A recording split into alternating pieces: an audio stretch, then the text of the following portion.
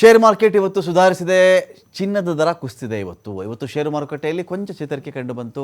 Blood Baat ಇದನ್ನೇ ನಾವು ಕೇಳ್ತಾ ಇದ್ವಿ. ಷೇರು ಮಾರುಕಟ್ಟೆಯಲ್ಲಿ ಗೂಳಿಯ ಓಟ ಇಲ್ಲ, ಕರಡಿ ಕುಣಿತನೇ ಜಾಸ್ತಿ ಆಗಿತ್ತು ಅಂತ ನಾವೆಲ್ಲ ಕೇಳ್ತಾ ಇದ್ವಿ. ಆದರೆ ಇವತ್ತಿಗೆ ಷೇರು ಮಾರುಕಟ್ಟೆ ಜಿಗಿದಿದೆ. 600 ಪಾಯಿಂಟ್ ಏರಿಕೆ ಆಗಿರೋದು. ಎಷ್ಟೋ ಸಾವಿರಾರು ಪಾಯಿಂಟ್ಗಳು ಬಿದ್ದು ಹೋಗಿ ಸ್ವಲ್ಪ ಮಟ್ಟ ಚೇತರಿಕೆ ಅಷ್ಟೇ. ಇದು ಎಲ್ಲ ಸರಿ ಹೋಯಿತು ಮಾರ್ಕೆಟ್ ಅಂತ ಅಲ್ಲ. 160 ಪಾಯಿಂಟ್ ಏರಿಕೆ ಕಂಡಿರೋದು ನಿಫ್ಟಿ. ಚಿನ್ನದ ಬೆಲೆ ನೋಡಿಕೊಂಡ್ರೆ ಮತ್ತೆ ಇಳಿಕೆ ಆಗ್ತಾ ಇದೆ. ಎಲ್ಲರೂ ಕೂಡ ಅಮೆರಿಕದ ಫೆಡರಲ್ ರಿಸರ್ವ್ ಬ್ಯಾಂಕು ಇದೆಯಲ್ಲ, ಅವರೆಲ್ಲಿಯೂ ಕೂಡ ನಾವು ಬಡ್ಡಿ ದರದಲ್ಲಿ ಏನು ವ್ಯತ್ಯಾಸಗಳನ್ನು ಮಾಡಲ್ಲ, ನಾವು ಯಾವುದೇ ರೀತಿ ವಿನಾಯಿತಿಗಳನ್ನು ಕೊಡಲ್ಲ ಅಂತ ಹೇಳಿದಾಗ ಡಾಲರ್ ಸ್ಟ್ರಾಂಗ್ ಆಯ್ತಾ ಹೋಯಿತು. ಆಗ ಏನಾಗುತ್ತೆ, ಡಾಲರ್ ಮೇಲೆ ಇನ್ವೆಸ್ಟ್ ಮಾಡೋಕ್ಕೆ ಶುರು ಮಾಡಿದ್ರು. ಚಿನ್ನದ ಬದಲಿಗೆ ಚಿನ್ನ ಇಟ್ಕೊಂಡಿದ್ದವರು ಅದನ್ನು ಮಾರಿ ಡಾಲರ್ದಲ್ಲಿ ಇನ್ವೆಸ್ಟ್ ಮಾಡೋಕ್ಕೆ ಶುರು ಮಾಡಿದ್ರು. ಚಿನ್ನವನ್ನು ಮಾರಾಟಕ್ಕೆ ಇಟ್ಟಾಗ ಮಾರ್ಕೆಟಲ್ಲಿ ಚಿನ್ನದ ಸಪ್ಲೈ ಜಾಸ್ತಿ ಸಿಕ್ತು.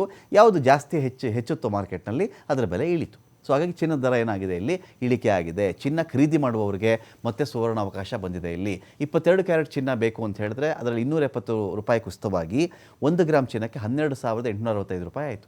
22 ಕ್ಯಾರೆಟ್ನ 10 ಗ್ರಾಮ್ ಚಿನ್ನಕ್ಕೆ 1,28,650 ರೂಪಾಯಿ.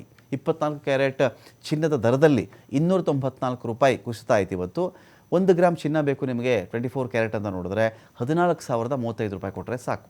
24 ಕ್ಯಾರೆಟ್ನ 10 ಗ್ರಾಮ್ ಚಿನ್ನಕ್ಕೆ 1,40,40,350 ರೂಪಾಯಿ.